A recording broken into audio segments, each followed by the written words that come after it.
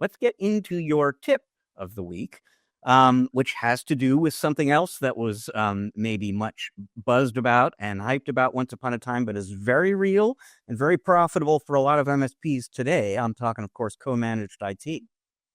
Absolutely, Rich. So let's dive right in. Now, let's close our eyes for a second, Rich, and think back before COVID and the lockdowns where, business was a lot different than it is today. There were employees going to a building and working.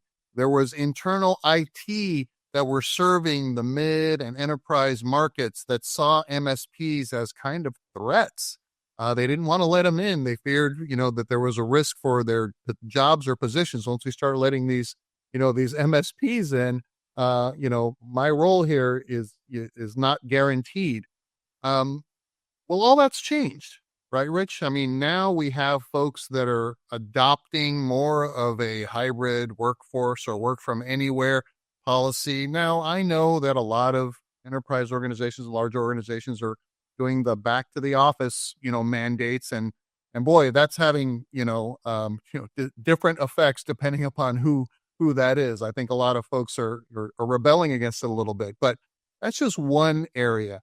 Co-managed IT was this, golden, goose kind of opportunity. Very few MSPs were successful at selling and delivering these services before the pandemic. But remember, Rich, during the lockdown, everybody was working from anywhere, from home, from a remote location. They were not going to the office because of the mandates and the lockdowns. And this was what created this huge opportunity for MSPs to ride in and save the day because the internal IT departments were caught flat-footed. They just were not prepared or trained, not have the platforms or solutions to support this, distributed workforce now, and MSPs did. And so that opened the door for more and more MSPs to succeed in selling their co-managed IT services during the pandemic. Well, fast forward to today, more and more MSPs are looking to build more of their revenue from these co-managed IT services. So that's what today's tip of the week is about, Rich. It's 3 things to think about when you're considering really going after this co-managed IT service opportunity. The first thing, Rich, is to understand that we no longer in these relationships are typically dealing with the ultimate business owner decision maker, right? We're MSPs where we are doing fully managed.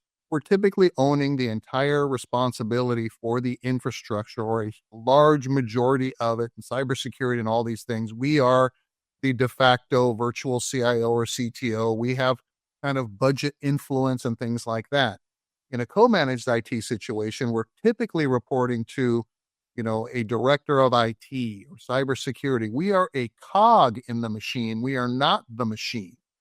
So it's important to train our staff around the nuances of working alongside other IT teams who may still have a little bit of, maybe a little friction there in collaborating with them. So the nuances of being part of a team, we're not really directing it. We probably have a very specific and defined scope of work. And these are the things that we are executing to serve the larger vision or direction of the IT department and the goals and milestones that they're trying to achieve. Number 2, we've got to understand the rules of engagement. Everyone needs to know their defined role and responsibility, not just for our team. If I'm the MSP, it's for the IT department and their team. We need to understand whether we're leading in some areas, whether we're following, are we a team leader, a team player, and understand the boundaries and how we collaborate and communicate together and measure progress. Because chances are, Rich, that they've already got KPIs and ways to track performance, and we've got to now incorporate and adapt our processes to meet their internal, needs, KPIs, platforms, things like that. The third tip, Rich, is we've got to get really, really good at what we were just talking about, marketing, right? The organization that markets those co-managed IT services the most effectively will win in competitive situations. That's, of course, understanding that we have value and we can deliver that value during a sales presentation, and our pricing is within the budget range and things like that. So highlighting the flexibility of our team, the cost efficiency of having us integrate within a larger team.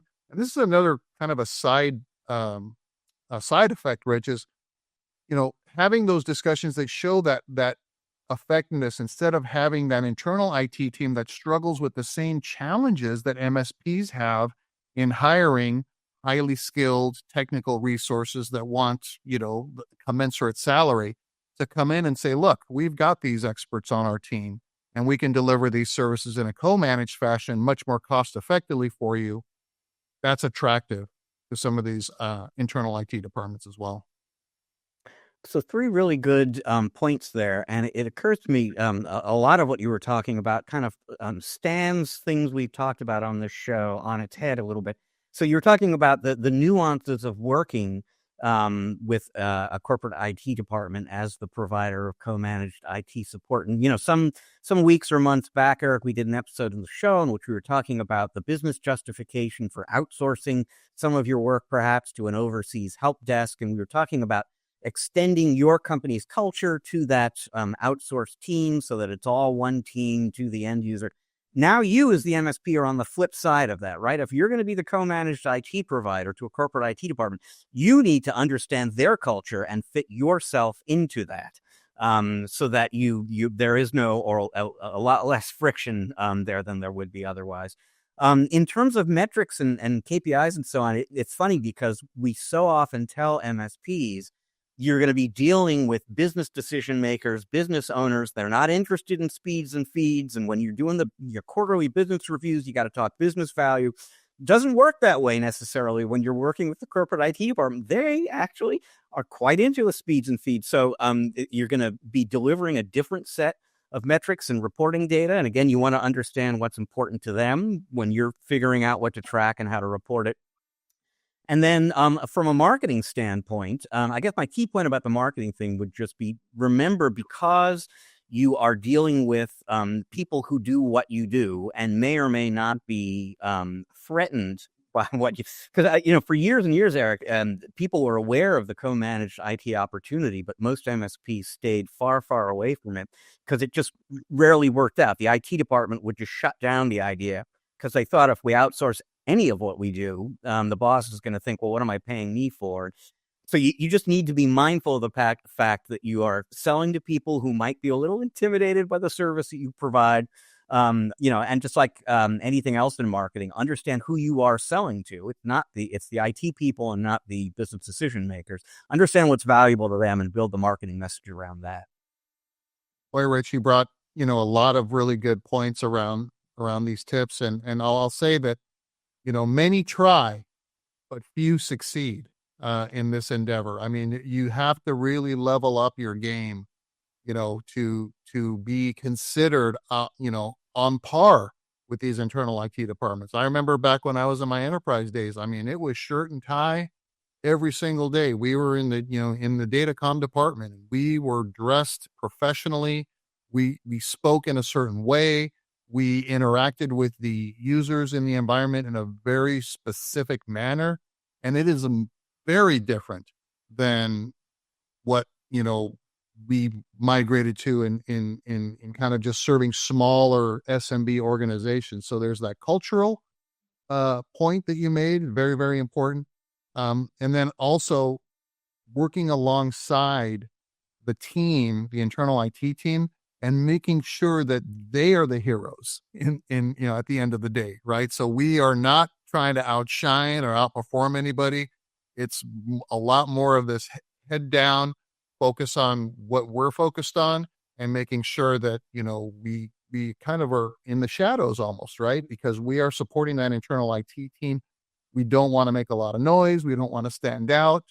So there's a lot of that. And like you said, when we are delivering these services, you better bet your bottom dollar, Rich, that these IT directors or managers that we are reporting to, They want to know exactly what solutions we are providing, what platforms we're using, right? Can you imagine just coming in and saying, "Oh, don't worry, we're going to, enforce stricter security, so it's going to protect your users the way we do with SMBs," and have that conversation, fall like a lead balloon with the IT director and say, "Well, what's in it? What, what are the solutions you're using? What vendors are you using?"